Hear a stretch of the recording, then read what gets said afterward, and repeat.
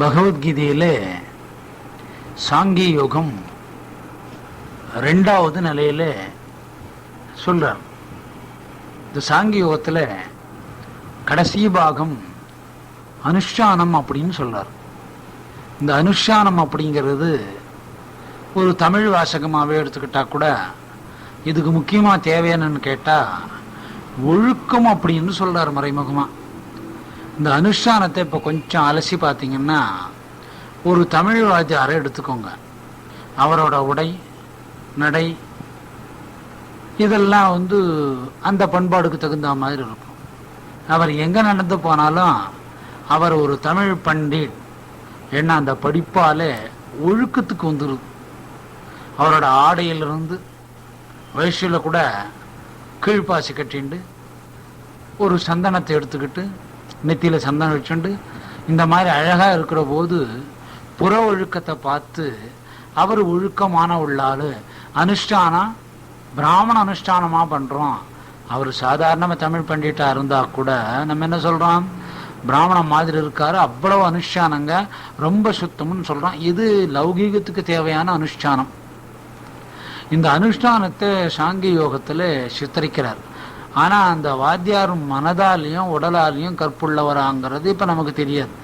புறத்தை வச்சு அந்த வாத்தியார் அனுஷ்டானமாக இருக்காரு அப்படிங்கிறத சொல்கிறாங்க. இதுதான் இந்த அனுஷ்டானத்தோட விளக்கம். இந்த அனுஷ்டானம் ஏன் கொண்டு சேர்த்தாரு? இப்போ அனுஷ்டானத்துக்கும் கற்பு இருக்குங்கிறது ஒரு தாத்பரியம்.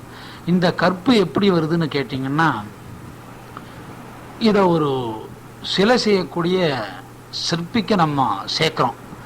அந்த சிற்பியை சேர்க்கிற போது அந்த சிற்பி ஒரு சிலையை பார்க்குறார், இந்த மாதிரி சிலை செய்யலான்னு நினைக்கிறார். அதுக்கு ஒரு கல்லை தேர்ந்தெடுக்கிறார். கல் சாதாரண கருங்கல் தேர்ந்தெடுக்கிறார். அந்த கருங்கல் அந்த சிற்பம் செய்யறதுக்கு தகுதியா அப்படிங்கிறத முதல்ல தீர்மானம் பண்றார். அந்த தகுதிங்கிற சொல் அந்த கல்லுக்கு கடிச்ச உடனே அதை செய்யணும்னு ஆசைப்படுறார். அந்த கல்லுக்கு சிற்பத்துக்கு தகுதி அப்படிங்கிற சொல் வரும்போது தகுதிங்கிற வார்த்தை இங்கே அந்த கல்லுக்கு கற்பா அமையுது. இந்த கல்லில் சிலை வடிக்கலாம், இந்த கல்லுக்கு தகுதி இருக்குன்னு சொன்னா அந்த தகுதிங்கிற வார்த்தை இப்ப என்னவா மாத்திக்கிறோம், சிலை வடிக்கிறதுக்கு இந்த கல் உகந்தது, கல் கற்புடையது, இதை நம்ம சிலைக்கு உபயோகப்படுத்தலாம் அப்படிங்கிறத சிற்பி சொல்றார். இப்ப கல்லுக்கு கூட கற்பு இருக்குதுங்க. வெறும் கல்லா இருக்கிற ஒரு இதுக்கு கூட அற்புதமான கற்பு இருக்கு. அப்ப அந்த அனுஷ்டானம் எதுல மறைஞ்சிருக்கு? அந்த கல்லுக்குள்ள மறைஞ்சிருக்கு. அந்த கல்லுக்குள்ள மறைஞ்சிருக்கிற அனுஷ்டானம் தகுதிங்கிற அடிப்படையான கற்புல மறைஞ்சிருக்கு. இப்போ இதுவரைக்கும் நம்ம உயிருள்ள பொருள்களுக்கெல்லாம் கற்பு உண்டுன்றத சொன்னோம். ஒரு கல்லுக்கு கூட சிற்பம் செய்யக்கூடிய, சிற்பம் அப்படிங்கிறது ஒரு தெய்வீக சிலை செய்யக்கூடிய தகுதி வந்தா அந்த கல்லுக்கு கற்பு உண்டு. இப்ப அந்த கல்லுக்கு மட்டும் கற்பு இல்லைங்க, அதுல வரக்கூடிய தெய்வீக ஓவியத்துக்கும் கற்பு இருக்குங்க. சரி, இந்த கற்பு எப்படி சார்ந்தது? அதை செய்யக்கூடிய சிற்பியை சார்ந்தது. இப்போ நம்ம சிற்பியோட கற்பை பார்க்குறோங்க. எப்படி அந்த கற்பை பார்க்குறோம்னாக்கா, ஒரு சிற்பி செய்யற போது அனுஷ்டானம் அப்படிங்கிறத கடைப்பிடிச்சாக்கா அந்த கற்பு மறைமுகமா ஒளிஞ்சுட்டு இருக்கிறது அனுஷ்டானத்துல. கற்பு மறைமுகமா ஒளிஞ்சுட்டு இருந்த போது அந்த கற்பால் அந்த சிற்பிக்கு என்ன வருதுன்னு கேட்டீங்கன்னா, தெய்வத்தோட பக்தி வளருது. காரணம் என்னன்னா, அதை செய்யக்கூடிய உருவம் தெய்வத்தை சார்ந்தது. இதை பத்திரமா செய்யணும், எந்த விதமான குறைபாடுகள் இல்லாத வரணுங்கிற மனதால செய்யற போது அந்த சிற்பிக்கு பக்தி வளருது. பக்தி வளர்ற போது மறைமுகமா அனுஷ்டானம் வந்துடுது. அனுஷ்டானமும் பக்தியும் மறைமுகமா வர்ற போது அந்த சிலை செஞ்சு வடிக்கிற நேரம் அளவுக்கு சிற்பிக்கு கற்பு வந்துருது. இது சிற்பியோட கற்பு. இதுக்கு முன்ன சொன்னாது அந்த கல்லோட கற்பு. இப்ப கல்லுக்கு கற்பு வந்துருச்சு, சிற்பிக்கு கற்பு வந்துருச்சு.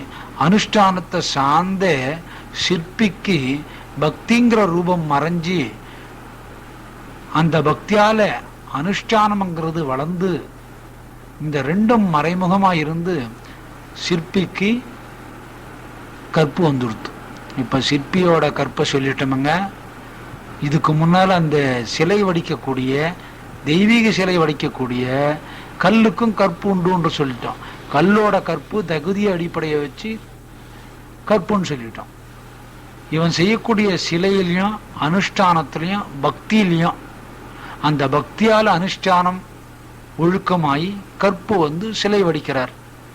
இது சிற்பியோட கற்பை பத்தி சொல்லிட்டோம். இப்ப சிற்பிக்கு எடுங்க. சிற்பியோட கற்பை சொல்லிட்டா கூட இந்த சிற்பத்தோட கற்பை சொல்லணும். இப்போ எதோட கற்பை சொல்லணும்? அந்த சிற்பத்தோட கற்பு சொல்லணும். தகுதியான கல்லுக்கு கற்பு வந்துடுது, பக்தியான அனுஷ்டானத்தினாலே சிற்பிக்கு கற்பு வந்துடுது. அந்த சிலை மூக்கு, கண், அவயம், மார்பு, தொப்புள், பொட்டம், தொடை, கை கால் உண்டான விரல்கள், கால் விரல்கள், கை முழங்கை, இடுப்பு, மார்பகம் அப்படிங்கிற வர்றபோது இப்ப மார்பகம் பெண் சிலையில செய்யறீங்க, காது மூக்கு கண்ணமெல்லாம் தொடறீங்க. ஏற்கனவே இருந்த சிற்பியோட பக்திங்கிற கற்பு மேன்மையானா அந்த சிலையில எந்த வில்லங்கம் இல்லாம வருது. கல்லுக்கு தகுதி கற்பு, சிற்பிக்கு தகுதி பக்திங்கிற சொல் அனுஷ்டானத்தோட சேர்ந்து கற்பா வருது. இந்த மாதிரி பெண் சிலைகள் தொட்டு செய்யற போது பக்தி மிகுதியானா கற்பால மிகுந்து செய்யற சிலைகள் ஒழுங்கா வருது. இந்த சிலை ஒழுங்கா வரலன்னா அந்த சிற்பத்துக்கு கூட கற்பு கம்மின்றது ஆயிடுது. உதாரணத்துக்கு மூக்கு இடத்துல செய்யறார், மூக்கில் கொஞ்சம் விரிசலோ பெருசோ வந்தா அந்த சிலை நேர்த்தி இல்லாத போடுது. அப்ப நேர்த்தி இல்லைங்கன்னா அந்த சிலையில நேர்த்திங்கிற கற்பு மறைஞ்சிருக்கு. இப்ப அந்த சிலையோட நேர்த்தி கம்மியானாவே அந்த சிலையில கூட மறைமுகமா கற்பு இல்லை. கற்பு இல்லைங்கிறது எப்படி சொல்லணும்? இந்த மூக்கு நல்லா இல்லைன்னு சொல்றோம். இந்த இடத்துக்கு சிலைக்கு கற்பு இல்லைன்னா கூட பவித்திரம்ங்கிறது கெட்டு போகுது. பவித்திரமே அந்த சிலையோட கற்பா மாறிடுது. இப்போ சிலைக்கும் கற்பு வருதுங்க, அந்த தகுதிங்கிற கல்லுக்கும் கற்பு வருதுங்க. கல் தகுதியானா கற்பு வந்துடுது கல்லுக்கு. அனுஷ்டானம் பக்திங்கிற சொல்லால அந்த சிற்பிக்கு கற்பு வந்துடுது. அந்த சிற்பத்துக்குள்ளக்கூடிய ஓவியம் பவித்திரமா உடையாம அமைஞ்சா பவித்திரம்ங்கிற தகுதி அந்த சிற்பத்துக்கு வந்துடுது. சிற்பம் அப்படிங்கிறது தெய்வீக ஓவியம். இப்ப இதெல்லாம் கூட கற்பின் அடிப்படையில வைக்கிறாங்க. இதுக்கு அனுஷ்டானம்னு பேர். இதை யாரோட சேர்த்தாங்கன்னா ஒரு ஓவியனோட சேர்த்தாங்க. இந்த மாதிரி ஓவியன் கூட ஒரு கல்லுக்கு கற்பை காப்பாத்துறார், அந்த சிலைக்கு கற்பை காப்பாத்திக்கிறார், அந்த ஓவியனுக்கு கற்பை காப்பாத்திக்கிறார். இந்த மாதிரி ஒரு கற்பை ஒரு சாதாரண சிலையில வடிக்கிற போது பண்ணக்கூடிய சமாச்சாரத்தை அர்ஜுனனுக்கு உபயோகப்படுத்துறார். உயிருள்ள ஒரு பொருளான திரௌபதியே மானபங்கம் படுத்தாத வண்ணம் கற்பா காப்பாற்றணும்னு சொல்றார். இந்த மாதிரி ஒரு அனுஷ்டானம் யாருக்கு தேவை? அர்ஜுனனுக்கு தேவை. யாரு மாதிரியான அனுஷ்டானம்?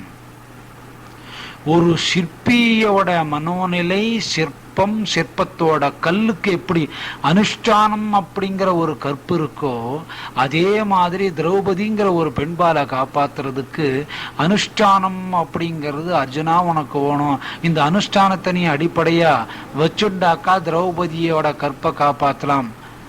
நல்லா கவனிக்கணும். நம்ம திரௌபதி கற்பவை பத்தி பேசிக்கிறோம், ஆனா அங்க துகில் உறுப்பு மட்டும்தான் நடந்ததுங்கிறது இங்க முக்கியம். துகில் உறுப்புங்கிறது போனாவே மானம் போயிட்டதா அந்த காலத்துல கருதுனாங்க. துகிலுன்னா மேலாடைய உரிக்கிறதுன்னு அர்த்தம். அதுக்கே கற்பு போயிட்டுதான் மங்கைகள் நினைச்சாங்க. ஆகையினால அந்த சிற்பிக்கு இருக்கிற அனுஷ்டானம்ங்கிறது உனக்கு இருக்கணும் ஒரு ராஜா. ஆகையினால நீ போர் புரியணும். உன்னோட மனோநிலை இப்ப அனுஷ்டானம் அப்படிங்கிறத அந்த சிலை செய்யக்கூடிய சிற்பியோட ஒத்து போகணும் அப்படிங்கிறத சாங்கிய யோகத்துல 2வது பாகத்துல அனுஷ்டானம் அப்படிங்கிறத சொல்றார். இதுதான் அனுஷ்டானத்தோட கருத்து. அர்ஜுனா, நீ சாங்கிய யோகத்தை கேட்கறது பத்தாது, கேட்டா கூட மனதுக்கு மறதி வந்துடும். அதனால உனக்கு என்ன தேவைன்னு கேட்டா இதுக்கு முயற்சி தேவைங்கிறது சொல்றார். உன்னோட முயற்சி தேவை. ஏன் இங்க முயற்சி தேவைங்கிறது சொல்றாருன்னாக்கா, இந்த முயற்சிங்கிறத நீ ஒண்ணு பண்ணி காண்டீபத்தை தூக்கி நிறுத்திட்டா போருங்கிறத நான் முடிச்சுடுவேன். இந்த நானுங்கிற சொல்ல கிருஷ்ணன் சொல்றார். இந்த நானுங்கிற சொல் யாருக்கு இருந்தது? அர்ஜுனனுக்கு இருந்தது. நான் போர் புரிய மாட்டேன்னு சொல்றாரு. இந்த நானுங்கிற சொல்ல அர்ஜுனன் இடத்திலிருந்து அழிச்சு இந்த நானுக்கு என்ன உருவம் கொடுக்கிறாருன்னா, கிருஷ்ணன் தான் நானுங்கிற உருவத்தை கொடுக்கிறார். இந்த நானை நான் எடுத்துட்டேன். இப்ப அந்த நான் அப்படிங்கிற அகங்காரம், காண்டீபத்தை எடுக்க மாட்டேனுங்கிற அகங்காரம் உன் இடத்த விட்டு போயிடும். அதனால எனக்கு முயற்சி மட்டும் இருந்தாவே அனுஷ்டானம்ங்கிற கருப்பு ஒத்து போர்ல ஜெயம்னு சொல்றார். இது முயற்சியில கொண்டு சொல்றார். இந்த முயற்சியை எதோட சேர்ந்துட்டாருன்னாக்கா, அர்ஜுனனுக்கு உண்டான நான் அப்படிங்கிற அகங்காரமும் அது கிருஷ்ணனுக்கு உண்டான நான்ங்கிற பவித்திரத்தையும் இங்க ஒத்து போக வைக்கிறார். இப்ப இந்த முயற்சி வர்றதுக்கும் சாங்கிய யோகத்துல ஒரு முக்கியமான இடத்த கொடுத்துட்டார். சரிங்க, இந்த முயற்சிக்கு அப்புறம் என்ன நடந்தது? அப்பவும் அந்த அனுஷ்டானம் அப்படிங்கிறது அர்ஜுனனோட சமாச்சாரத்துல வரல. முயற்சி பண்ணா நீ எப்படி உதவி பண்ணுவேங்கிறது சொல்றார். இப்ப அனுஷ்டானத்தை அப்படியே மறந்துருங்க. முயற்சிங்கிறத நான் செஞ்சா, சாங்கிய யோகத்துல எவ்வளோ துறவு கேட்டுட்டு வந்த அர்ஜுனனுக்கு மறுபடியும் அந்த நான் பிடிக்குது. நான் முயற்சி செஞ்சா நீர் எப்படி காப்பாத்துவீர் கிருஷ்ணா, அதை விளக்கமா சொல்லுங்க. காண்டீபத்தை விட்டுட்டாங்க, அனுஷ்டானத்துல வர்ற கற்பு நெறிய விட்டுட்டாங்க, நான் நான் அப்படிங்கிற சொல்லுக்கு வந்துட்டாங்க, போர்க்களத்தை மறந்துட்டாங்க, தெய்வத்தை ஒரு கேள்விக்குறி போட்டு ஆச்சரியமா கேட்கிறார். எப்படி நீங்க இத செய்வீங்க? என்னோட முயற்சிங்கிற நான் முயற்சிச்சா நீங்க செய்யறதா சொல்லீங்களே, அது எப்படின்னு சொல்லார். இப்ப நீ முயற்சிங்கிறத பண்ணிட்டா மற்றதை நான் பார்த்துக்கிறேன்னு சொல்றார் கிருஷ்ணன். அதுக்கு உதாரணத்தை சொல்லுங்கன்ட்டு அர்ஜுனன் கேட்கிறார். அதுக்கு உதாரணம் சொல்றாரு. மிகப்பெரிய சூரியனான கதிர்கள் பூமியை போய் நேரா தாக்குறது. பூமிக்கு போக போக அதனோட ஆக்ரோஷ சக்தி, அக்னி சக்தி மிகவும் கம்மியாகுது. அதனால பூமி எரிஞ்சு போறது இல்லை, அது சூரியனோட கற்பு. இப்ப தினமும் காலையில சூரியன் ஒரு 10 மணிக்கு ஒரு 100 வீடு, 2 மணிக்கு ஒரு 500 வீடு, ஒரு 4 மணிக்குள்ள ஒரு 10,000 வீடு எரிஞ்சா டெய்லி சூரியன் வர்றது யாராவது விரும்புவாளோ? சூரியன் ஒளிக்கதிர்கள் தாவரியலுக்கு மனிதர்களுக்கு தவறாம உதவி பண்ணி அதனோட கிரகணங்களை கம்மி பண்ணி உலகத்துக்கு கொடுக்குது. அப்போ அதனோட கதிர்வீச்சல் அது கற்பு நெறியா இருக்கு. கல்லு மட்டும் கற்பு நெறியா இல்லைங்க, அந்த சூரியன் கூட கற்பு நெறியா இருக்கு. இது எனக்கு விளங்கல்ல, இதுக்கு வேற ஏதாவது சொல்லுங்க. சரி, இப்படிப்பட்ட சூரியனை ஒரு பூத கண்ணாடியில் அடக்கி உலகம் மொத்தம் பரவி இருக்கிற சூரியனோட ஒளிக்கதிர்கள் இருக்கிற இடமெல்லாம் பகல். அப்பேற்பட்ட சூரியனே ஒரு பூத கண்ணாடியில் அடங்குற போது அது என்ன பண்ணுது? அதனோட ஒளிக்கதிரை ஒரு மையத்துக்கு கொண்டாடுறது. மையத்துக்கு கொண்டாந்த உடனே அதனோட கற்பின் திறன் தீ மாதிரி ஆகுது. இந்த லென்ஸை வச்சு பார்த்தீங்கன்னா உங்களுக்கு தெரியும். பத்த வைக்காம இருந்தது ஒரு கற்பு, அவ்வளோ பெரிய மகாசக்தியை தனக்குள்ள சுருக்கி லென்ஸ் வழியா போற போது கற்பு இங்க ரெண்டாவது விதமா மாறுது. எவ்வளவு பெரிய ஒளிக்கதிர்கள் பூமியை தாக்கி எரிஞ்சு போறதில்லை, எரியாது இருக்கிறது சூரியனோட கற்பு இந்த இடத்துல. அதே சூரியன் ஒரு பூத கண்ணாடி வழியா மையத்துல தீப்பிழம்பாயி அதுக்கு பக்கத்துல வைக்கக்கூடிய பொருள்கள் சின்னதானா கூட தீ பிடிக்குது. குவிதல்ங்கிற இடத்துல குவிதலுங்கிற கற்பா மாறி அதனோட ஆக்ரஷண சக்தி சிறிதளவுல போய் நான் சிறியவனானாலும் எரிக்கக்கூடிய கற்புங்கிற சக்தி எனக்கு உண்டு, எரிப்பேன் அப்படிங்கிறத பூத கண்ணாடி வழியா சொல்றார். அதே மாதிரி நீ நான் அப்படிங்கிறத விட்டுட்டு காண்டீபத்தை பிடிச்சா நானான கிருஷ்ணன் கற்பு நெறி தவறாம உனக்கும் இந்த புகழுங்கிற கற்பு வரும், நான் ஜெயிச்சு கொடுக்குறேன்னு சொல்றார். இப்ப நானை எதோட சேர்த்துட்டாரு? சூரியனோடையும் சூரியனோட ஒளிக்கதிர்களோடையும் கண்ணாடியும் கண்ணாடியில குவிஞ்சு நிக்கிற தீயான ஒரு சின்ன பிம்பத்தையும் அதுக்கு முன்ன எரிக்காத கற்பும் பின்னால பூத கண்ணாடி வழியா போற போது எரிக்கிற கற்பையும் சொல்லிட்டார். அப்போ ஒரு பூத கண்ணாடி ஒரு சூரியன் கூட கற்பு நெறிய காப்பாத்துது. ஆகியனாலே நீ ஒரு அரசன், ஒரு பெண்ணோட தர்மம், கற்பு, துகிலறுப்பு இதெல்லாம் நீ காப்பாற்றணும், ஆகையினால நீ சண்டை போட்டு ஆகணும் அப்படிங்கிறத சாங்கி யோகத்துல அர்ஜுனனுக்கு கிருஷ்ணன் சொல்றார். சூரியன் சாதாரணமா உலகுக்கு வரும்போது அதனோட ஒளிக்கிரணங்களால உலகத்தில் இருக்கிற பொருள்கள் பத்துறதில்லை, எரியறதில்லை. அதுக்கு தகுந்த மாதிரி அதனோட ஒளிக்கதிர்களை வீசிக்குது. எங்கேயும் எந்த எரி சூரியன் வந்ததுனால எரிஞ்சது சாம்பலானதுன்னு சொல்றதில்லை. அப்போ அதுக்கு தகுந்த மாதிரி தன்னோட ஒளிக்கிரகங்களை கம்மி பண்ணி கொடுக்கறது அதனோட கற்பு. அதே சூரியன் பூத கண்ணாடி வழியா தன்னை சுருக்கி பூத கண்ணாடியில் அந்த நெருப்பு பிம்பம் வருது பாருங்க, மறுபக்கத்தில் இருக்கிற பஞ்சு கூட எரிஞ்சு போகுது.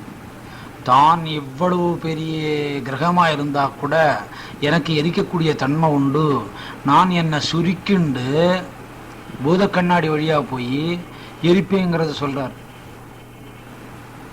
இந்த பூத கண்ணாடி வழியா மையம் வழியா போகும்போது எனக்கு எரிக்கக்கூடிய சக்தி உண்டு, அப்ப நான் எரிக்கக்கூடிய சக்தி உள்ள கற்பு ஆகிறேன்னு அப்படின்னு சொல்றார்.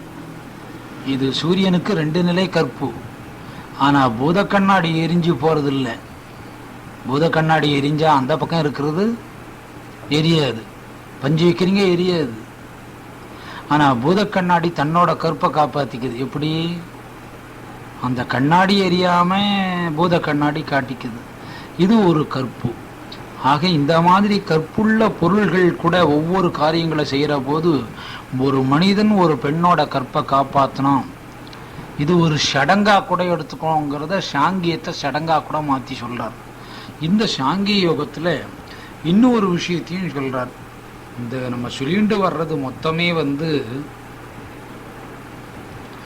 ஒரு கற்பு சம்பந்தப்பட்டதாவே சொல்லிக்கிட்டு வர்றோம்.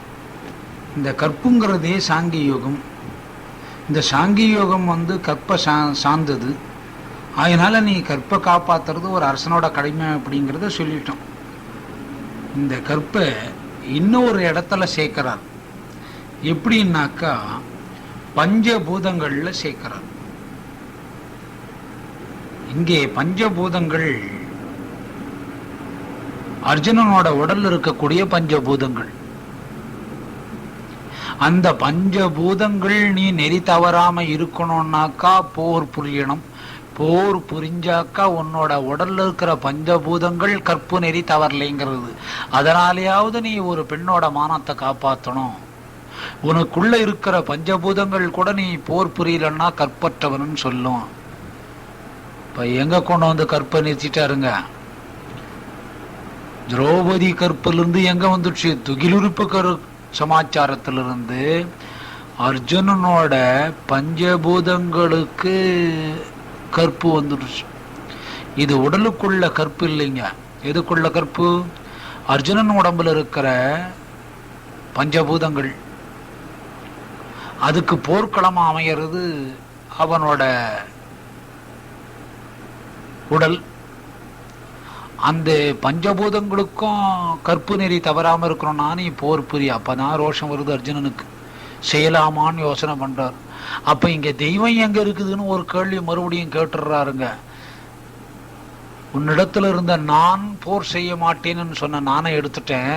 அந்த நானை இப்ப என்கிட்ட வச்சிருக்கிறேன். கிருஷ்ணனான நான் இப்போ உன்னிடத்துல அதாவது ஆகாசமாவும் பஞ்சபூதங்கள்ல இருக்கிற வெளி பஞ்சபூதங்கள் ஆகாசமாவும் ஆத்மாவுமாக இருக்கிறேன். இப்ப நான் என்ன ஆச்சுங்க? அர்ஜுனனிடத்துல இருந்து பிரிஞ்சு அத கிருஷ்ணன் நான் அப்படின்னு சொல்றார். நான் இந்த போரை முடிக்கிறேன். இந்த நானுங்கிற கிருஷ்ணன் பஞ்சபூதங்கள்ல ஒன்னான ஆகாசம், மற்ற நீர், நிலம், காற்று, மண், நெருப்பு, இதை தவிர்த்து ஆகாசமாவும் இருக்கேன். உன்னோட போர்க்களம் அப்படிங்கிற உடம்புலயும் உன் உடம்புல இருக்கிற பஞ்சபூதங்களுக்கும் வெளியில் இருக்கிற பஞ்சபூதங்கள் நீர், நிலம், காற்று, மண் இதுகளுக்கும் ஆகாசமாவும் ஆத்மாவாவும் இருக்கிறேன்.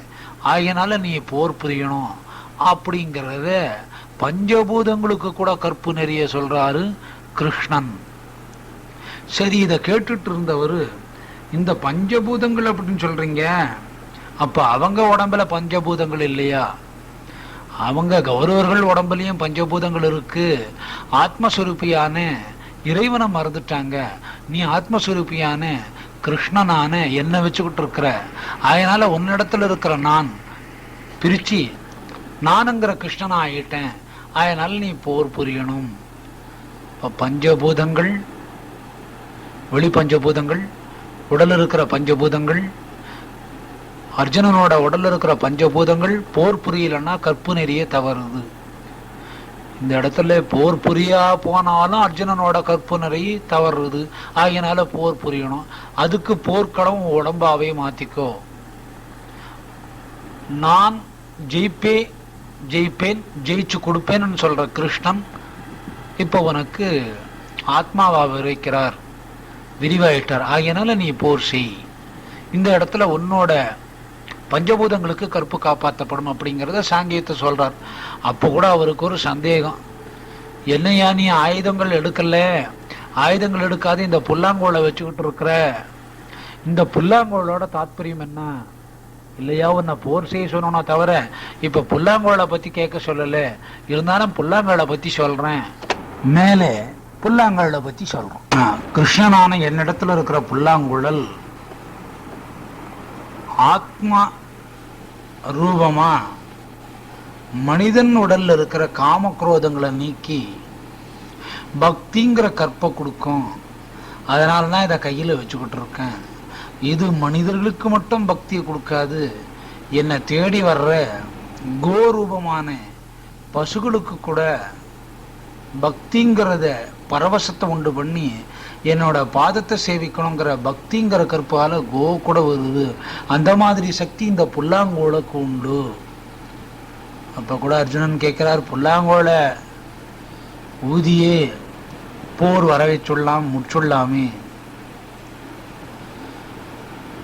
அப்படிங்கிறத கேட்ட போது, அர்ஜுனா அது நீ நினைக்கிறது தவறு. புல்லாங்கோலே தேவையில்லை. ஒரு கண் இமையை அசைக்கிற போது இந்த மகாபாரத யுத்தம் முடிச்சிடும். என்னோட தாத்பரியம் என்னன்னு கேட்டா, உன்னை இதுல நரனா சித்தரிச்சு நான் நாராயணனா இருக்கிறேன். இந்த பகவத்கீதையில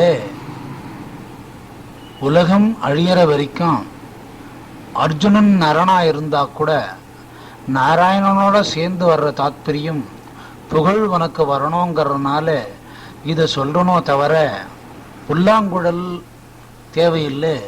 என் கண்ணியமையே, என் கண்ணியமைங்கிறது கிருஷ்ணனோட கண்ணியமை போற முடிச்சிடும். அதனால எனக்கு ஒன்றும் பெரிய விஷயம் இல்லை.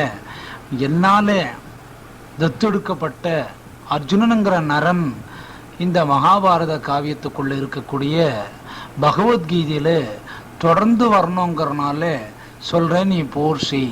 புல்லாங்குழல் சமாச்சாரத்தை சொல்லிட்டேன். இந்த புல்லாங்குழுக்கு இதை விடையும் சக்தி உண்டு. ஒரு காலத்துல சில கல்யாணங்களையே நடத்தி வச்சிருக்குது. இந்த கல்யாணத்தை நடத்த மட்டும் இல்லாத அது சுபகாரியங்களுக்கே உபயோகமானது. ஆகையினால நரனான ஒன்ன நான் தீர்மானமா தீர்க்கமா தேர்ந்தெடுத்திருக்கேன். பகவத்கீதையில உன்னோட பேர் உள்ள வரைக்கும் வரணுங்கிறனால எடுத்திருக்கிறேன். சந்தேகத்தை விட்டு போர் செய். போர் செய்யலன்னா உன்னோட பஞ்சபூதங்களுக்கும் கற்பு போயிடும். அந்த பஞ்சபூதங்களுக்கு கற்பு இருக்கணும்னா நீ போர் செய். நீ போர் செஞ்சா அந்த பஞ்சபூதங்கள் நேர்மைங்கிற கற்பில் இருந்து தவறாது இருக்கும். ஆகையினால நீ போர் செய்யணுங்கிறத சொல்றார். சொல்றது மட்டும் இல்லாம போர் செய்யறது ஒரு தர்மம் அப்படிங்கிறதையும் சொல்றார். அந்த தர்மம் கூட கற்பு நெறிய சார்ந்துதான் இருக்கு. எப்படி அந்த தர்மம் கற்பு நெறிய சார்ந்து இருக்குன்னு கேட்டீங்கன்னா, ஒரு பலன் எதிர்பார்க்காம செய்யக்கூடிய தர்மங்கள், யாருக்கும் தெரியாம செய்யக்கூடிய தர்மங்கள் ஒரு பாகமானா அது 100 பாகத்துக்கு போய் சேரும். இது அந்த தர்மத்தோட கற்பு. தர்மம் அப்படிங்கிறது கற்பு நெறி சார்ந்தது. தர்மம் நினைக்கிற போது பண்ணிடணும். அது நேராக போய் பல மடங்கா சேர்ந்துரும் அப்படிங்கிறது சொல்லியிருக்கோம். தர்மத்தை காலதாமதமா பண்ணா அந்த தர்மத்தோட உருவமே மாறி பலபாகமாகி சதறி போகும். இப்படி பலபாகமா சதறி போனா தர்மத்துக்கு முழுமை இல்லை. தர்மம் நினைக்கிற போது முழுமையா இருக்கு, அந்த நிமிஷத்திலேயே செஞ்சிடணும். அந்த முழுமையா இருக்கிற தர்மத்துக்கு முழுமைங்கிற கற்பு இருக்கு. முழுமைங்கிற உருவமே தர்மத்துக்கு கற்பா இருக்கு. அப்ப தர்மம் கூட மறைமுகமா கற்ப சாந்தி இருக்கு. ஆகினால நீ போர் புரியணும் அப்படிங்கிறத சாங்கி யோகத்து மூலியமா இந்த தர்மத்தையும் சொல்றார். இது அர்ஜுனன் கேட்டுண்டு கூட மீண்டும் அவனுக்கு ஒரு சந்தேகம் வந்துடுறது. தர்மம் தர்மம்னு சொல்றீங்க, தர்மத்தை தாமதமா பண்ணக்கூடாதுன்னு சொல்றீங்க, அதுக்கு எனக்கு விளக்கம் கொடுங்க அப்படின்னு அர்ஜுனன் கேட்கிறார். இப்ப இந்த தாமதம் அப்படிங்கிறதுக்கு என்ன பொருள் அப்படிங்கிறத சொல்றாருன்னு கேட்டீங்கன்னா, போருக்கு வந்தாச்சு, போர் செய்ய வேண்டியது ஒரு வீரனோட கடமை. ஆனா நீ போர் செய்யல, உன்னோட போர் திறன் அடமானம் வச்சுட்டு எதிர் அணியில் இருக்கக்கூடிய உறவினரான கௌரவர்களை எதிர்நோக்கி பாசத்தினால பணச்சிக்கிற, அதுவே தாமதம். இந்த தாமதத்தினால என்ன விளைவு வரும்? தாமதம் எவ்வளவு நம்ம நீட்டிக்கிட்டு போறோமோ தர்மத்தோட வேகம் வெளிக்கொண்டுறதுக்கு காலதாமதம் ஆகும். அப்ப தர்மம் பின்னுக்கு போயிட்டே இருக்குது. அதனால நீ தாமதிக்காம உடனடியா செய்யணும். அதை உடனே செய்யறதே ஒரு விதமான தர்மம். ஆகையினால நீ தாமதத்தை கையை விட்டுட்டு காண்டிபத்தை எடு அப்படிங்கிறத சாங்கிய யோகத்துல பல முனையிலையும் பல உருவகங்களையும் கற்போட ஒப்பிடுறார். இந்த கற்புங்கிறது காப்பாற்றக்கூடியது ஒரு அரசனுடைய கடமை. இங்க உறவை எடுத்துடுறார். எந்த பெண்ணா இருந்தாலும் அந்த பெண்ணோட கற்பை காப்பாற்றணும். இங்கே திரௌபதிக்கு துகிலுறுப்பு மட்டும்தான் நடந்தது.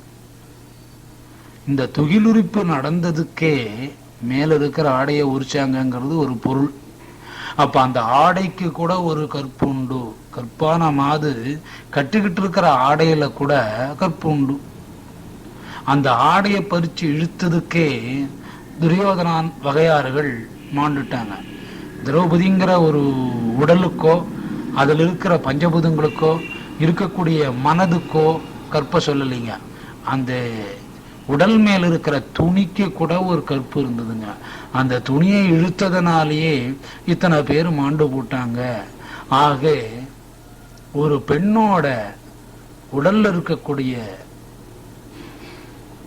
துணி வகைகள் கூட தர்மமா கற்பா இயங்குது. இப்ப திரௌபதி கற்பை விட்டுடுங்க, இந்த அங்கதை சித்தரிக்க வேண்டாம். இந்த துயில் இருக்கக்கூடிய துணிக்கு கூட கற்பு இருக்கு. அதனாலதான் இந்த யுத்தம் வந்தது. ஆக நீ காலதாமதம் செய்யப்படாது, உடனே காண்டிபத்தை எடு அப்படிங்கிறத எந்த பொருளை எடுத்தாலும், அக்ரணை உயர்தினை மனித உடல் எதிராளி உடல் எடுத்தா கூட அதை எங்க கொண்டு வந்து சேர்க்கிறாருன்னா கற்போட கொண்டு வந்து சேர்க்கிறார். கற்பு மிக அவசியமானது. அதை அரசன் காப்பாற்ற வேண்டிய கடமை. காப்பாத்துறது மட்டும் இல்லாம அந்த கற்புக்கோசரமே நீ போர் செய்யணும். கற்பு மிக பவித்திரமானது. இந்த பவித்திரமான பொருளை நீ காப்பாத்துறதுக்கு போர் செய்யணும் அப்படிங்கிற யோகத்தையே சாங்கிய யோகமா சொல்றார். இதுதான் சாங்கிய யோகத்தோட தாத்பரியம். சரி கிருஷ்ணா, கற்பு கற்புன்னு எதை ஒன்னாலும் சொல்ற, இந்த கற்பு மிகப்படுத்தியும் சொல்ற, திரௌபதியை பத்தி நீங்க என்ன நினைக்கிறீங்க அப்படிங்கிற ஒரு நினைவை மனசுல நினைக்கிறாரு அர்ஜுனன். உடனே அதுக்கு விளக்கம் சொல்றாரு. பெண்கள் எதையுமே விட்டு கொடுக்க மாட்டாங்க. எல்லாத்தையும் விட்டு கொடுத்தா கூட தன்னோட ஆடை செரியறதும் தனக்கு உடலால கற்பு பறிக்கிறதும் அவங்க விரும்ப மாட்டாங்க. கற்பு சூறையாடப்படுறது எந்த பெண்ணும் விரும்ப மாட்டாங்க. இருந்து கூட அதுல மிக பவித்திரமா இருக்கா அந்த திரௌபதி. அதுக்கு என்ன காரணம்னு கேட்டீங்கன்னா, கற்பாலேயோ அல்லது கற்ப துகிலிருக்கிறதுனாலேயோ பஞ்சபாண்டவர்களை காப்பாற்றிடலான்னு நினைச்சு தன் கற்ப கூட ஆடைய ரூபத்துல இழக்க தயாரா இருக்கிறார். இப்ப இந்த இடத்துல ஆண்களை விட பெண்கள் மிகவும் பௌத்திரமானவங்க ஆயிட்டாங்க. இந்த சப்ஜெக்ட் ஒரு பெண்ணுக்கும் ஆணுக்கும் குடும்பத்தில் எடுத்துக்கோங்க. ஒரு வீட்டுக்காரனுக்கு மிகப்பெரிய ஒரு ஆபத்து வருதுன்னா, அந்த ஆபத்திலிருந்து வீட்டுக்காரை காப்பாற்றணும்னா ஒரு பெண் தன்னோட மானத்தை கூட இழந்து காப்பாற்றக்கூடிய சக்திக்கு பெண்கள் வந்துருவாங்க. அதனாலதான் பெண்கள் எல்லா ஜந்துலையும் உயர்ந்த நிலையில இருந்துக்காங்க. அதனால மானத்தை இழந்துருவாங்கன்னு அர்த்தம் எடுத்துக்கூடாது. இதுல என்ன அர்த்தம்னு கேட்டீங்கன்னா, எதிரில் இருக்கிற சிவம் அப்படிங்கிற சக்தியான வீட்டுக்காரனை காப்பாத்துறதுக்கு எதை வேணாலும் பிரயோகம் பண்ணுவாங்க. எந்த அஸ்திரத்தையும் உபயோகப்படுத்துவாங்க பெண்கள் அப்படிங்கிறது இந்த தாத்பரியம். அது மட்டும் இல்லாத, இந்த மாதிரி ஒரு சம்பவம் நடந்தால் கௌர்களோட வாழ்க்கை திருத்தமாகும். அதுக்கு அவங்க என்னத்தை உபயோகப்படுத்தினாங்கன்னா, தன்னோட மேலாடையை தான் உபயோகப்படுத்தினாங்க. அந்த மேலாடையில கற்பு இருக்கிறதுனால எங்கேயோ இருந்த கிருஷ்ணன் அந்த அம்மாவுக்கு மேலாடையே உபயோகத்துக்கு கொடுத்தார். எவ்வளவு ஆடைகள் கொடுத்தாருன்னா 1,00,000 ஆடைகள் கொடுத்தார். 1-2 கொடுக்கல. அந்த மேல ஆடைய தொட்டா கூட ஞானம் வந்துடும். அப்படி தொட்ட ஆளுக்கு துரியோதனனுடைய தம்பியான துச்சாதனுக்கு தர்மமும் ஞானமும் வளரல. அந்த துணிக்கு அந்த மாதிரி ஒரு சக்தி உண்டு. அந்த அம்மையார் இந்த துணியை எதுக்கு பற்றி இருக்கணும்னு நினைக்கிறாங்கன்னா, தன்னோட மச்சனன்மார்கள் இவங்கெல்லாம் ஒரு ஸ்திரமான புத்திக்கு காமக்ரோத லோபத்தை விட்டுடணும். இந்த மாதிரி ஒரு பெண்ணோட துணிக்கு கூட இந்த மாதிரி ஒரு மகாசக்தி இருக்கு, இதனாலேயாவது அவங்களுக்கு ஞானம் வரட்டும்ங்கிறத கிருஷ்ணன் இடத்துல வேண்டிக்கிட்டாங்க. ஆகையினால பெண்கள் எதையோனாலும் கொடுத்தாலும் கூட ஒரு குடும்பம் சீர்திருத்தியா இருக்கணும்னா கற்பை வச்சு கூட விளையாடி தானம் பண்ணி கொடுப்பாங்க. இந்த இடத்துல சித்தரிக்கிறது திரௌபதிய மிக அதிகமான முறையிலையும் தெய்வீக நிலைக்கு மேலையும் தாண்டி போயிடுறாங்க. ஆனா திரௌபதியோட துகில மட்டும்தான் தொட முடிஞ்சதை தவிர ஆளை தொட முடியலைங்கிறது இங்க கவனம் வச்சுக்கணும். ஒரு சராசரி பெண் தன் கணவனை காப்பாத்துறதுக்கு எந்த விதமான அஸ்திரத்தையும் உபயோகப்படுத்தி அந்த குடும்பத்தை நிக்க வைப்பாங்கிறது இங்க தாத்பரியம். அந்த மாதிரி ஒரு கற்புள்ள மங்கைகளை அர்ஜுனனான நீ காப்பாற்றணும். இது சாங்கிய யோகத்தோட தாத்பரியம். இந்த சாங்கிய யோகத்துல நீங்க கேட்கிறவங்க கவனிச்சா கூட ஒரு அற்புதமான சித்திரம் என்னன்னு கேட்டீங்கன்னா, எல்லா விதமான சம்பவங்களும் எல்லா விதமான பொருள்களும் எல்லா விதமான செயல்களும் ஒவ்வொரு செயலையும் மறைமுகமா கற்பு இருக்குதுங்கிறத சொல்லிட்டு வந்தான். பஞ்சபூதங்கள்ல எப்படி கற்பு இருக்குதுங்கிறத நினைக்கிறாராம் அர்ஜுனன். நினைச்ச மாத்திரத்திலேயே கிருஷ்ணன் அதுக்கு ஒரு பதில சொல்றார். அது எதோட பின்னி சொல்றாருன்னா சாங்கிய யோகத்துக்கு ஒத்து வர்ற மாதிரி சொல்றார். ஒரு மேகத்தை உதாரணமா எடுத்து சொல்றார். ஒரு மேகம் அப்படிங்கிறது கருத்து வானத்துல இருந்து சூரியனோட கிரணங்களை பின்னுக்கு தள்ளி அதனோட வெளிச்சத்தை பூமிக்கு வரவிடாம பண்ணிட்டு காத்துக்கிட்டு இருக்கு. எதுக்கு காத்துக்கிட்டு இருக்குன்னா, குளிரான காத்து தன் மேல வீசினா மழையா கொட்டிடலாம் அப்படின்னுட்டு அது எதிர்பார்த்துக்கிட்டு இருக்குது அந்த மேகம். அப்ப குளிர்ந்த காத்து நல்ல இடத்துல சரியான தருணத்துல வீச ஆரம்பிக்கிறது விசேஷம். ஒரு ஊருள்ள இடத்துல மேகங்கள் திரண்டிருந்து அந்த திரண்ட மேகத்து மேலே சரியான நேரத்துல காத்து வீசினா அந்த காத்து பட்ட மாத்திரத்துல மேகத்தில் இருக்கக்கூடிய ஜலமெல்லாம் அந்த மக்களுக்கு உபயோகமா ஜலமா வந்து சேரும். அது எப்படி வந்து சேருதுன்னா, இந்த இடத்துல கற்பு நல்லா கவனிக்கணும். திரண்டு இருக்கிற மேகத்துல தக்க தருணத்துல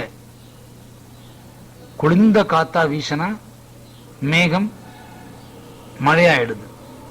இந்த இடத்துல கற்பு எங்க இருக்குதுன்னு கேட்டீங்கன்னா, இந்த தருணம் அப்படிங்கிற ஒரு வாசகத்தை சொல்றேன் பாருங்க, அந்த இடத்துல கற்பு இருக்கு. யாருக்கு கற்பு இருக்குன்னா, அந்த வீசக்கூடிய காத்துக்கும் கற்பு இருக்கு, மேகத்தோட கூட்டத்துக்கும் கற்பு இருக்கு. அந்த கற்புங்கிற வார்த்தையை ஜலம்ங்கிற ரூபத்துல மக்களுக்கு சேருது. இந்த தருணம் தவறி போச்சுன்னா மேகத்திலிருந்து வந்த ஜலம் ஜனங்கள் இல்லாத இடத்துல போய் சேரும். அப்போ ஜனங்கள் இல்லாத இடத்துல ஜலம் போய் சேர்ந்தா ஜலத்தோட மகிமை இல்லை, அந்த மேக கூட்டத்துக்கு இருக்கிற மகிமை இல்லை, தருணம் தள்ளி வீசின காத்துக்கு பெருமை இல்லை. இந்த மேகங்கள் கூட காற்றோட சேர்ந்து தருணம் அப்படிங்கிற கற்பின் வாயிலாக ஜலமா ஜனங்களுக்கு கொடுக்கறாங்க. தவறனா அது கூட மதிப்பு இழந்துருது. அந்த மாதிரி நீ இந்த நேரம் தாமதம் அப்படிங்கிறது பண்ற போதே உன்னோட பஞ்சபூதங்கள்ல இருக்கக்கூடிய கற்புகள் கூட தாமதமாகுது. ஆகையினால் நீ உடனே இந்த மேகத்தையும் ஜலத்தையும் மனிதனையும் தருணமான காற்றையும் மனசுல வச்சுண்டு நீ உடனே போர் செய்யணும். இதுவும் கூட சாங்கிய யோகத்தை பின்னி சொல்றார். இந்த சாங்கிய யோகத்தை ஒரு மேகத்துக்கும் மேகத்துக்கு வீசக்கூடிய காற்றுக்கும் அந்த காற்று தருணம் அடைஞ்சு வரக்கூடிய தருணத்துக்கும் அந்த ஜலத்துக்கு கூட கற்பை ஒப்படைக்கிறார். அந்த மாதிரி அந்த பொருள்கள் கூட காலத்தினால செய்யுது. உடனே உங்க மனசுல ஒரு பிரளயம் எல்லாம் வருதுங்களேன்னு கேட்கக்கூடாது குதர்க்கமா.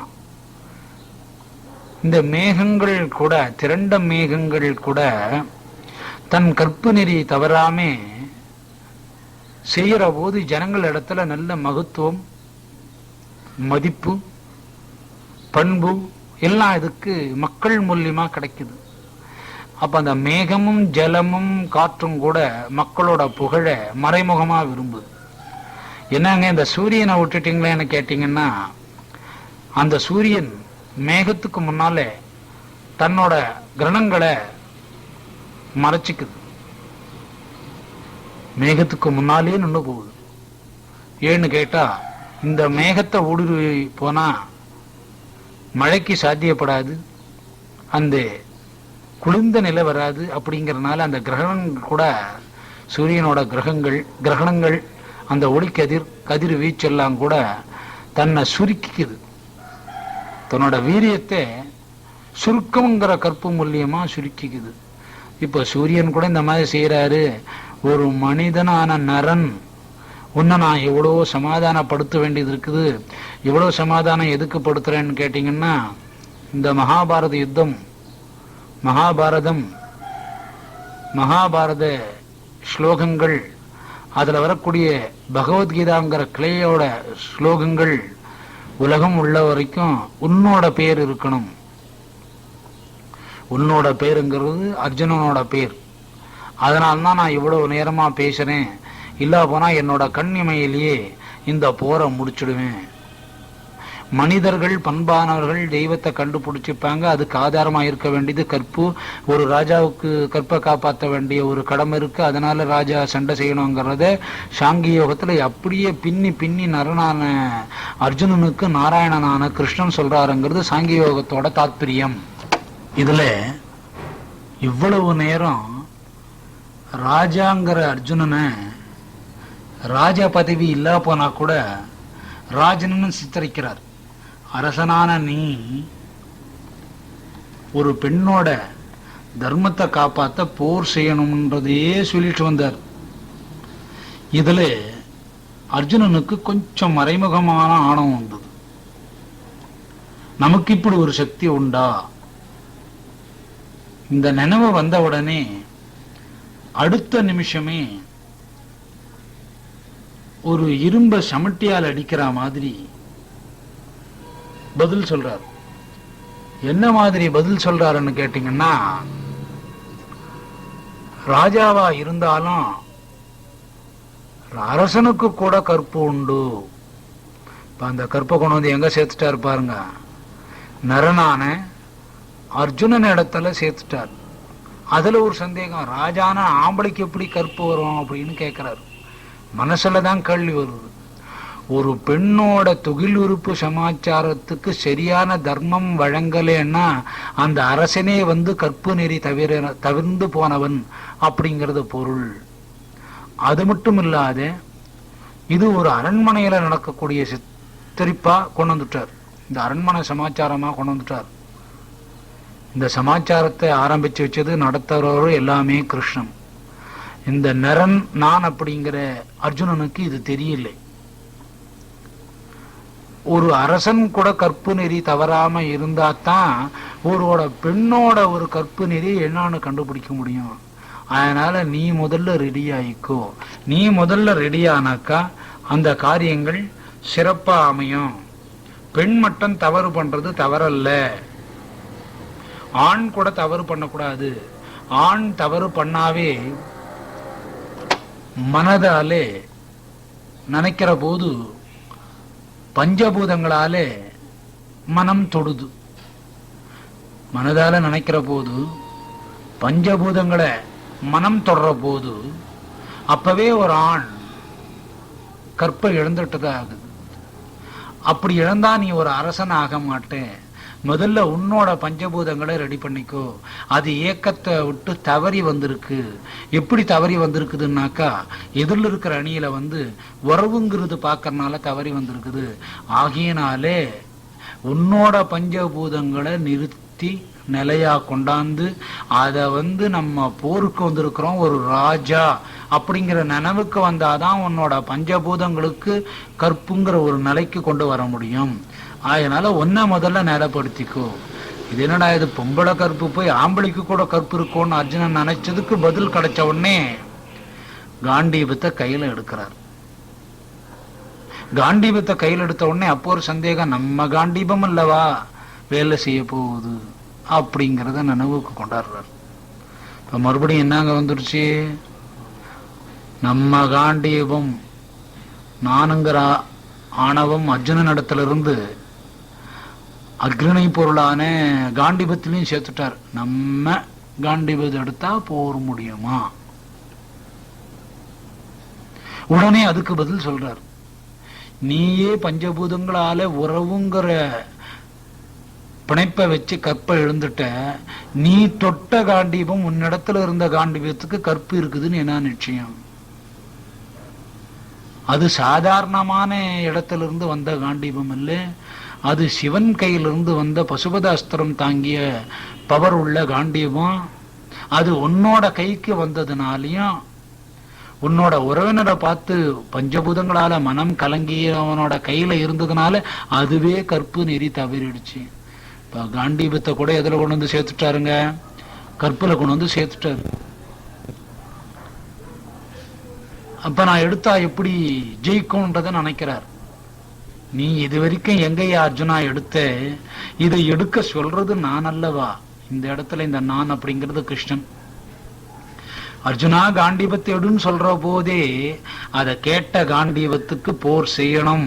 அர்ஜுனன் எடுக்கலையே, அர்ஜுனனை பார்த்து சிரிக்குது காண்டீபம். இப்ப யாரோட கற்பு வசந்தது? அர்ஜுனனோட பஞ்சபூதங்கள்ல இருக்கிற கற்பை காட்டிலையும் சண்டைக்கு போர் முனையில தேர்ல தயாரா இருக்கக்கூடிய காண்டீபம் கூட சிரிக்குது அர்ஜுனனை பார்த்து. அர்ஜுனா உன்னோட காண்டீபத்தை கொஞ்சம் திரும்பிப்பார். அந்த காண்டீபம் சொல்லுதான், ராஜா நீ கற்பு நெறி தவறாதி. ஆஹா, எவ்வளவு நேரம் கற்பை பத்தியே சொல்லிட்டு வந்த கிருஷ்ணன் இந்த காண்டீபம் கூட கேட்டிருக்குதே, நமக்கு வழங்கலையே. அப்ப சாங்கிய யோகத்துல இவ்வளவு நேரம் சொன்னார், நமக்கு தான் தெரியல. இந்த யோகத்துக்கு பேர் சாங்கிய யோகம்ங்கிறதே அர்ஜுனன் மறைமுகமா ஒத்துக்கிட்டார். அப்ப இது இவ்வளவு நேரம் யார் யார் கேட்டது? காண்டீபம் கேட்டது, அர்ஜுனன் கேட்டார். அந்த காண்டீபத்துக்கு எப்படி அப்படி ஒரு சக்தி வந்தது? அதுக்கு பேசாது. அஸ்திரங்கள்னா விலையா ஓடும். ஏன் அந்த கற்பை காண்டீபம் சொல்லி அர்ஜுனனுக்கு தெரியற மாதிரி ஒரு நகைப்பான சமாச்சாரம் வருது? நகைப்பண்ணா சிரிப்பு. யாரிடத்திலிருந்து வந்தது? சிவனிடத்திலிருந்து வந்தது. அந்த சிவனிடத்திலிருந்து அர்ஜுனனை கூப்பிட்டு சும்மா கொடுத்துள்ள இதை யோக நிஷ்டையில் இருக்கிற போது சிவன் ஒரு வேடன் ரூபத்துல 2 பேரும் சண்டை போட்டு அதிலே அர்ஜுனன் தோத்து நான் தான் சிவன் வந்திருக்கிறேங்கிறத சொல்றார். இந்த சிவன் போர் செய்யாம கொடுத்திருக்கலாம். இந்த இடத்துல போருங்கிறதே கற்பு. எப்படின்னு கேட்டா, ஒரு அரசனுக்கு ஒரு அஸ்திரத்தோட மகிமை என்னன்னு தெரியணும்னாக்கா போர் புரியணும். அதனாலதான் அந்த போர் அப்படிங்கிற சொல்லே இங்க கற்பா உபயமாகி தானே முன்ன நின்று சிவனுக்கும் அர்ஜுனனுக்கும் சண்டை அதில் ஜெயிக்க முடியாத போய் இது யாராயிருக்கும்னு நினைக்கிற போதுதான் பசுபதி அஸ்திரத்தை கொடுத்தார். அப்போ ஒரு அரசனுக்கு ஒரு அஸ்திரம் கொடுக்கணும்னாலும் அது பிரயோகிக்க தெரியணும். பிரயோகம் மற்றதும் இல்லாத அதனோட நெறி என்னங்கிறது தெரியணும். அதுக்கு அடிப்படை போருங்கிறத நடைமுறைக்கு கொண்டு வந்துதான் செஞ்சு கொடுக்கணுங்கிறாரு. அப்ப அந்த போர்ல என்ன மறைஞ்சிருக்கு? போருக்கு கூட ஒரு கற்பு இருக்குது. ஆகியனாலதான் இந்த காண்டீபம் உன்னை பார்த்து நகைக்குதோ தவிர இது கூட தெரியலையே அர்ஜுனான்னு சொல்றாரு. பதில் சமிட்டியில அடிச்ச மாதிரி இருக்குது. உடனே காண்டீபத்தை கையில எடுக்கிறார். ராஜாவான நான் கற்பை காப்பாற்றுவேன், அரசனான எனக்கு போர் புரியக்கூடிய திறம் உண்டு, போர் செய்வேன் அப்படிங்கறத ஆணவமா நினைக்கிறார். இந்த ஆணவத்துக்கு உடனே பதில் கொடுக்கிறார். அர்ஜுனா, நான் அப்படிங்கறத விட்டுடு. நான் என்ன இந்த பானங்கள்லாம் உனக்கு வேலை செய்யாது. கிருஷ்ணன் தெய்வம் எதிரில் இருக்கு, அது போர் நடத்துது அப்படிங்கிற கவனத்துல நீ காண்டிபத்தை எடு அப்படிங்கறத சொல்றார். கடைசி நேரத்துல கூட நான் காண்டிபத்தை எடுத்தா போர் முடிஞ்சிடுவோங்கிறத நினைக்கிறாரு. அந்த போர் செய்யறது உன் இடத்துல இல்லை, அதை செய்ய வைக்கக்கூடிய ஒரு கருப்பொருளாக தான் உன்னை உபயோகப்படுத்திருக்கிறேன். ஏன் உன்னை உபயோகப்படுத்திருக்கிறேன்னா, உனக்கு ஒரு ராஜாங்கிற ஒரு அந்தஸ்து உண்டு. அந்த ராஜாங்கிற அந்தஸ்துக்கு மட்டுமே உன்னை இவ்வளோ நேரம் வற்புறுத்திட்டு இருக்கிறேன். நான் இந்த வற்புறுத்தலைன்னா நாளைக்கு ராஜா அர்ஜுனங்கிற ஒரு மகத்துவம் இல்லாத போயிடும். நானே இது என்னத்துக்கு சொல்றேன்னா, ராஜாவானவன் ஒரு பெண்ணோட கற்பை காப்பாற்றணும், அது நீ சண்டை செய்யணுங்கிறதே இந்த முறையை நான் உனக்கு விளக்கி சொல்லியிருக்கிறேன். இதுதான் சாங்கிய யோகம் அப்படிங்கிறத கிருஷ்ணன் அர்ஜுனனுக்கு எடுத்து நிதானமா சொல்றார். இதுவே சாங்கிய யோகம்.